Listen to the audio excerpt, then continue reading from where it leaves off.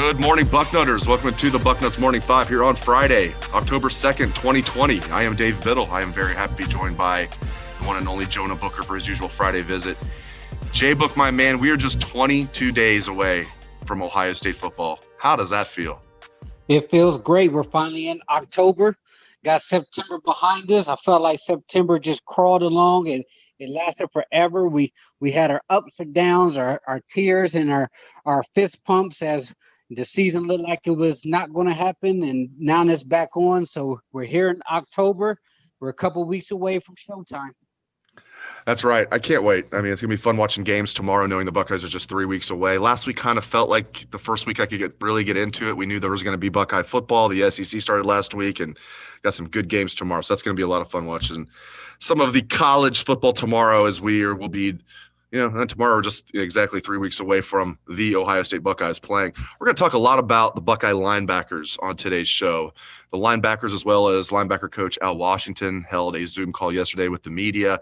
And let's start with Al Washington. Just, looking at this group overall, Al Washington said, quote, "This group is special." And he wasn't just talking about them as players or them as leaders or everything together. He said this group, they have the talent. They're veteran. Even the backups are veteran guys. Like the backups are like juniors with one sophomore. Craig Young is also a guy they really like in there, but you got 4 seniors in there with Baron Browning, Pete Werner, Tuff Borland, Justin Hilliard, the juniors that are backing up guys like Kayvon Pope and Taraja Mitchell and Dallas Gant. I mean, Al Washington, and we know coaches can be, accused of coach speak sometime. This was not coach speak. He was gushing about this group. I know Phil Steele has them ranked as the 3rd best linebacker group in the country, J-Book. But, no surprise to hear Al Washington call this group special, but it was still cool to hear.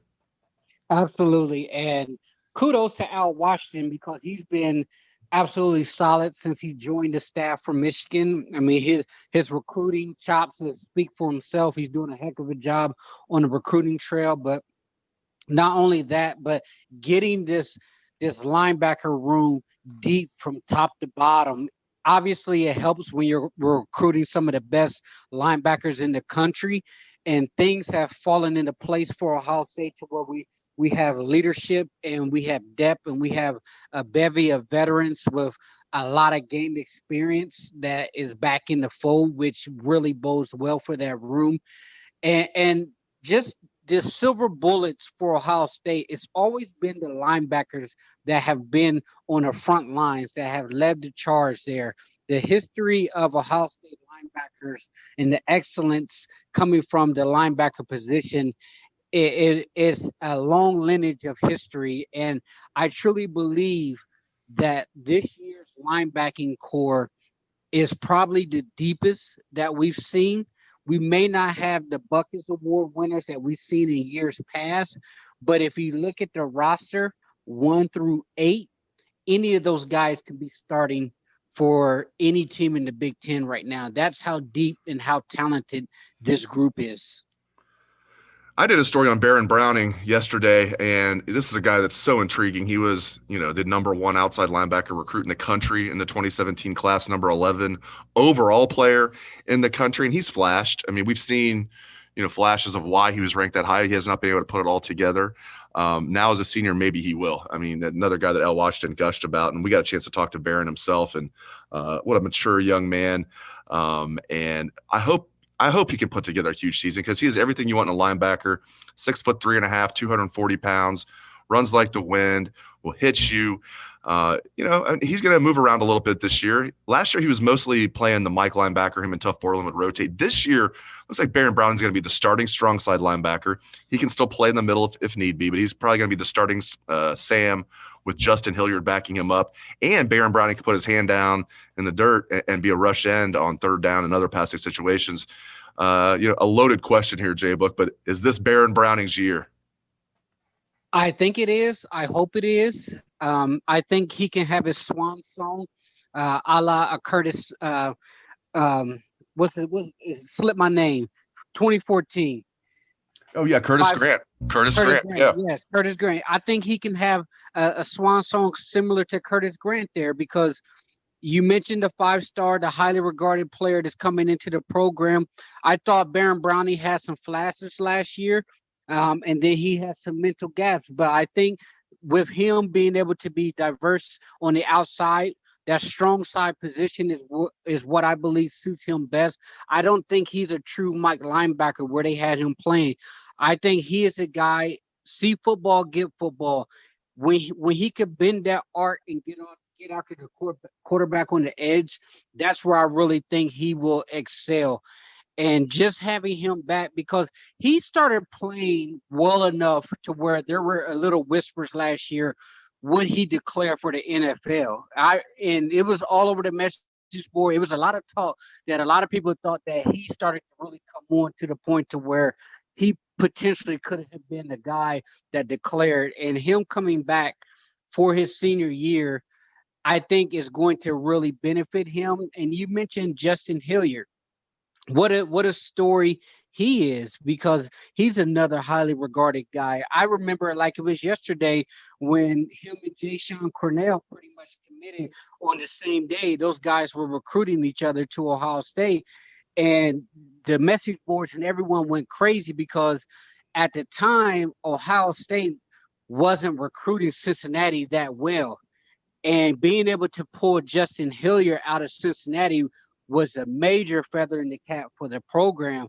And he's a guy that's battled a ton of adversity, battled a lot of injuries, but he never gave up. He never quit. He kept his head down. He kept grinding. He kept his rehab.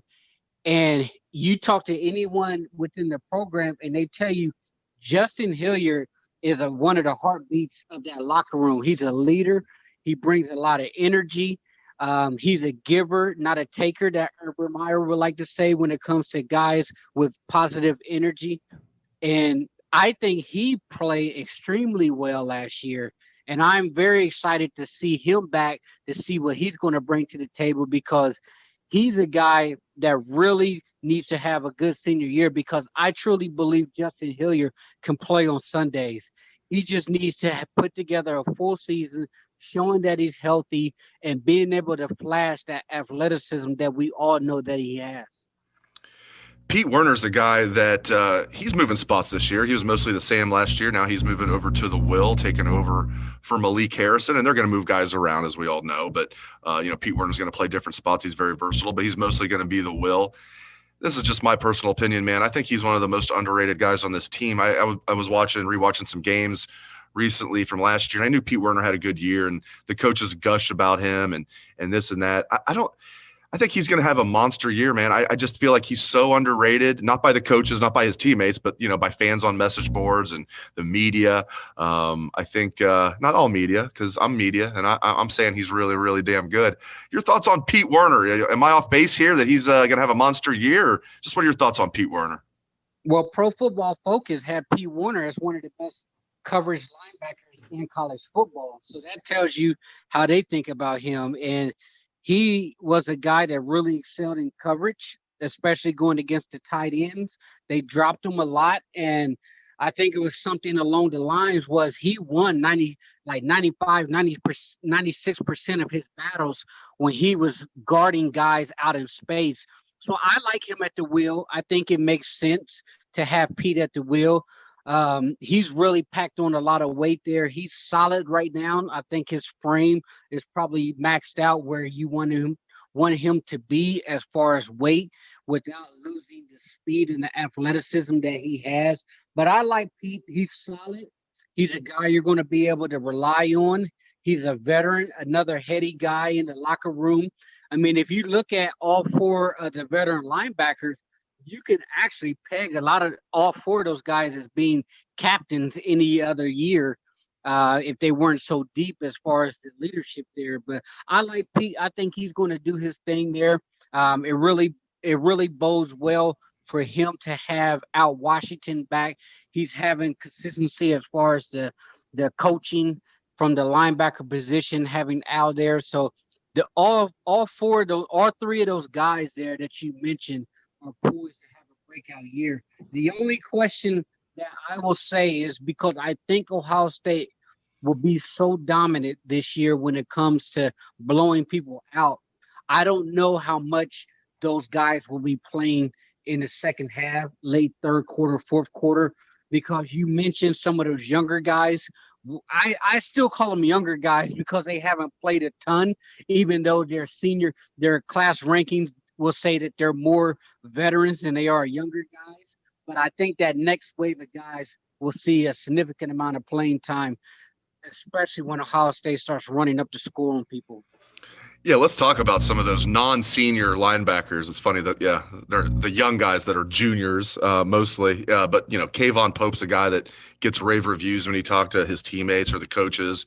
And that's another thing Al Washington was talking about today, just how deep this group is. Like, it's great to have great starters. Everybody would take that, and they feel like they've got great starters and great backups. And they're not just like 6 deep. They feel like they've got like 8 guys that can play, maybe 9 that can legitimately play. I'm just curious who you're highest on among the non-starters when you look at guys like Kayvon Pope, Taraja Mitchell, Dallas Gant, Craig Young.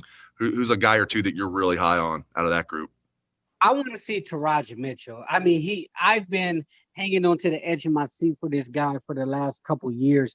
Obviously, he's playing behind Tuff Borland and Baron Browning last year at the Mike position, but I just feel like he's one of those head thumpers that's going to bring you to your feet when somebody tries to run the ball his way.